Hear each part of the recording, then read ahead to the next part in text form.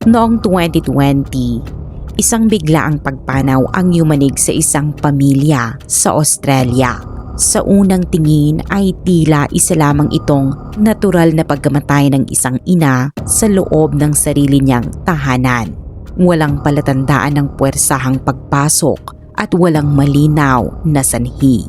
Ngunit makalipas lang ang ilang linggo, may natuklasang detalye na unti-unting nagbukas ng mas malalim na tanong. Mga insurance policy, mga dokumentong may mali at isang anak na posibleng may lihim na motibo. Sa likod ng imahe ng marangyang pamumuhay at perpektong pamilya sa social media, may realidad na hindi nakikita ng publiko. Ito ang kaso ni Andre Zachary Rebelo, isang kwentong nagsimula sa tahimik na umaga ngunit nauwi sa isa sa pinakakontrobersyal na paglilitis sa bansa. Bago tayo magpatuloy ay kung mahilig kayo sa mga kwento ng krimen, huwag kalimutang mag-subscribe sa aming YouTube channel para hindi nyo ma-miss ang mga susunod na kwento na aming ibabahagi. Si Andre ay nakatira sa Perth, Western Australia kasama ang kanyang partner na si Gracie Piscopo at ang kanilang anak. Nagkakilala sina Andre at Gracie noong 2015. Ipinanganak si Andre noong 1996 at 19 na taong gulang pa lamang siya noon.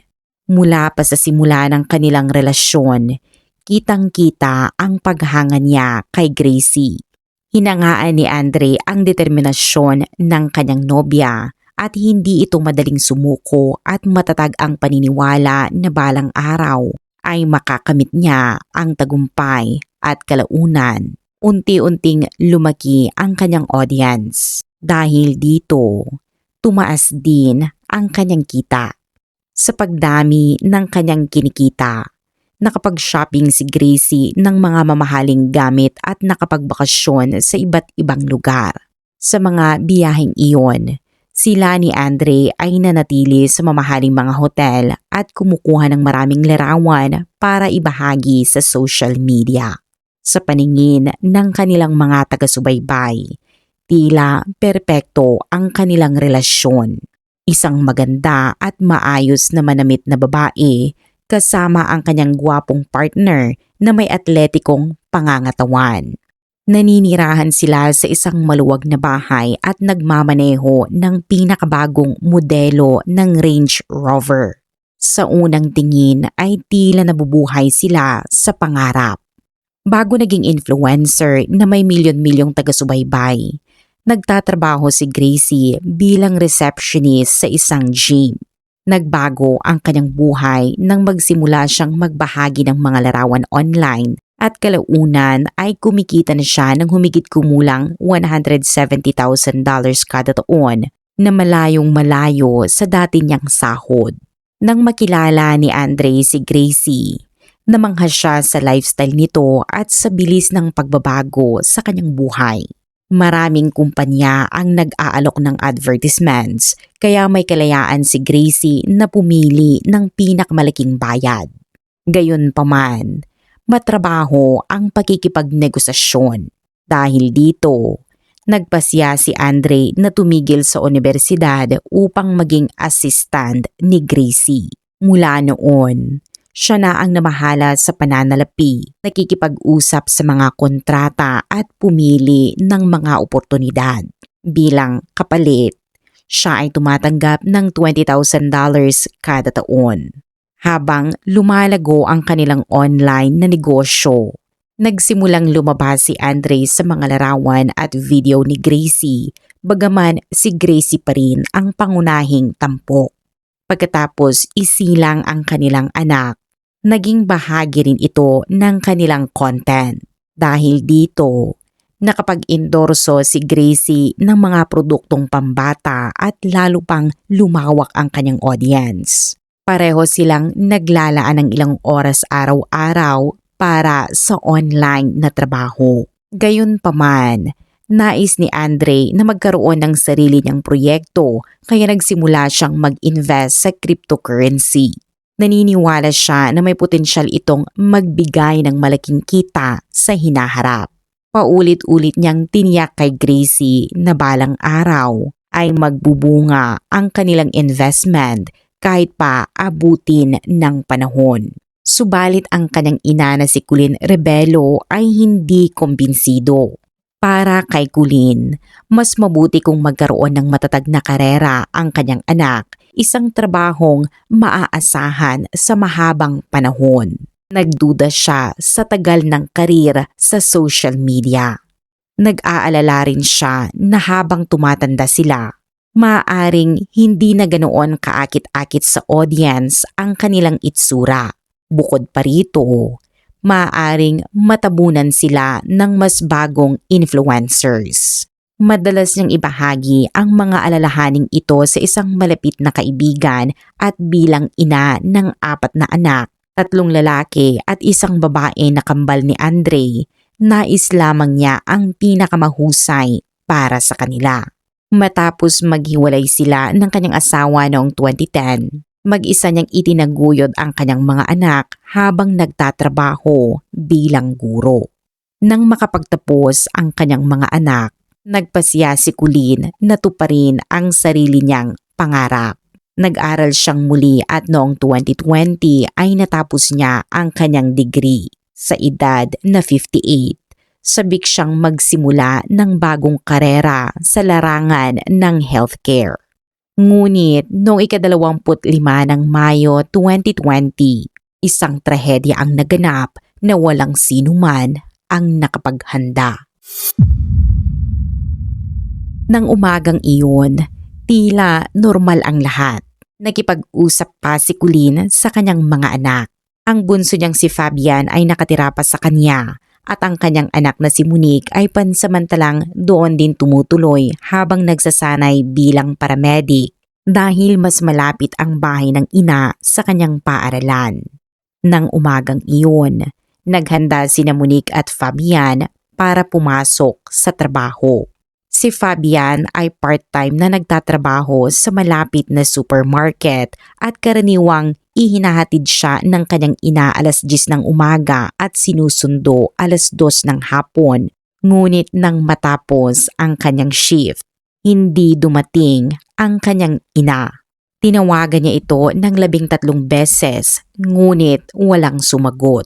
Bagaman hindi kalayuan ang kanilang bahay at kaya niyang lakarin sa loob ng 10 hanggang 15 minuto, labis pa rin ang kanyang pag-aalala. Hindi pa ito kailanman nangyari noon dahil palaging sinusundo siya ng kanyang ina. May mga issue sa kalusugan si Colleen bilang ang Hashimoto's thyroiditis at minor na problema sa puso. Gayunpaman, hindi maalis sa isip ni Fabian na may mali.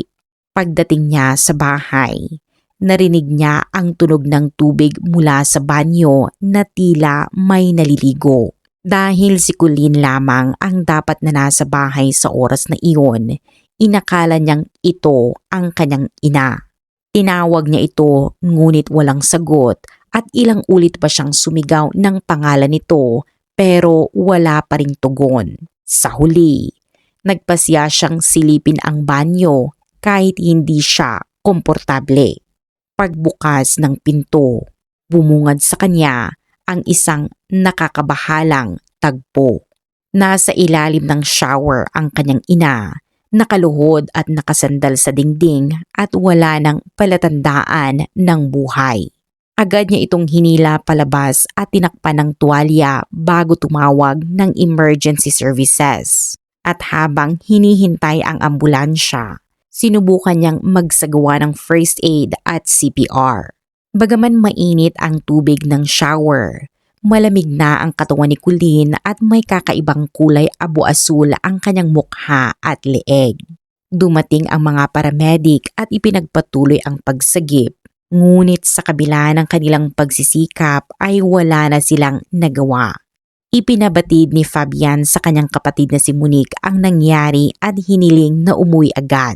Sinubukan din niyang tawagan si Andre ngunit walang sagot. Kaya bandang 3:00 ng hapon, Nang paulit-ulit ng tinatawagan at tinitext ni Monique si Andre, saka lamang ito dumating kasama si Gracie at ang kanilang anak. Lubos na nabigla ang pamilya dahil noong umagang iyon ay wala namang kakaiba sa kilos ni Colleen. Maging ang autopsy ay hindi nakapagtukoy ng sanhi ng kanyang pagpanaw. Gayunpaman, may ilang detalye na hindi maipaliwanag. Nang siya ay matagpuan, suot pa niya ang kanyang gintong relo at iba pang alahas, mga bagay na karaniwan niyang inaalis bago maligo. Ang anti-slip mat na palagi niyang ginagamit ay nakasabit lamang sa gilid ng bathtub. Wala ring palatandaan ng sapilitang pagpasok sa bahay at lahat ng mga pinto at bintana ay nakalak. Sa kabila ng mga katanungan, tinanggap muna ng pamilya ang konklusyon na natural ang kanyang pagpanaw. Subalit, makalipas ang ilang linggo, nagbago ang lahat. Isang insurance company ang nakipag-ugnayan sa pulisya dahil may hinala silang tangkang panlilinlang. Ang pinaghihinalaan ay walang iba kundi si Andre. Isang linggo bago pumanaw si Colleen, kumuha si Andre ng 3 life insurance policies sa pangalan ng kanyang ina. Kapag ito ay namatay, siya ang makakatanggap ng $1.15 million dahil wala ni isa sa kanyang mga kapatid ang nakalista bilang benepisyaryo. 3 araw lamang matapos ang pagpanaw ng kanyang ina, agad siyang nakipag-ugnayan sa mga insurance company upang kunin ang pera. 2 ang tumanggi dahil sa maikling pagitan ng pagkuha ng policy at ng pagkamatay. Ang 3 naman ay humingi ng karagdagang dokumento. Dito nagsimulang lumitaw ang mga hindi pagkakatugma.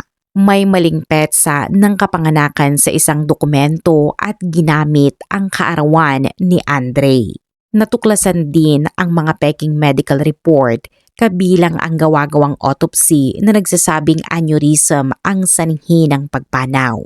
Binago rin ang huling habilin ni Colleen upang siya lamang ang magmana at gumamit pa siya ng artificial intelligence upang makagawa ng audio na hindi tunog kanya.